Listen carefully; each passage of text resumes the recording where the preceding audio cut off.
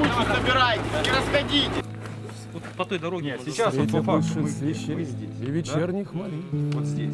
Вот здесь. Ангел на позициях стучит. Сред военных трофеев и мирных костров жили книжные дети, не знавшие бит, изнывая от детских своих катастроф.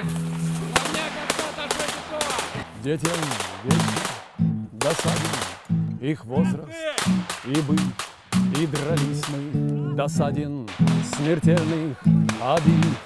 Но одежды латали нам матери в срок. Мы же книги глотали, я не я. От строк. Липли волосы нам на вспотевшие лбы. И сосала под ложечкой сладко от фраз. И кружил наши головы запах борьбы.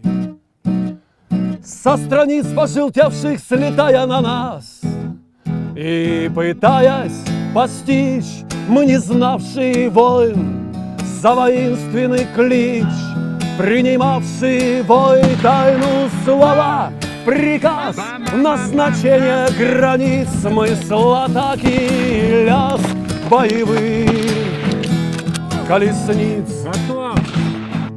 А в кипящих котлах прежних войн и смут столько пищи для маленьких наших мозгов. Мы на роли предателей, трусов и уз в детских играх своих назначали врагов. И злодея следам не давая остыть и прекраснейших дам, обещая любить и друзей успокоив, и ближних любя, мы на роли героев водили себя. Только в грезы нельзя нас совсем убежать.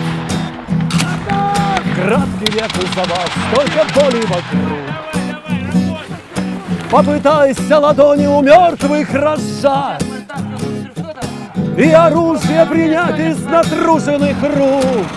Испытай, совладев еще теплым мечом и доспехи надев, что почем, разберись, кто ты, трус или избранник судьбы, и попробуй на вкус настоящей борьбы.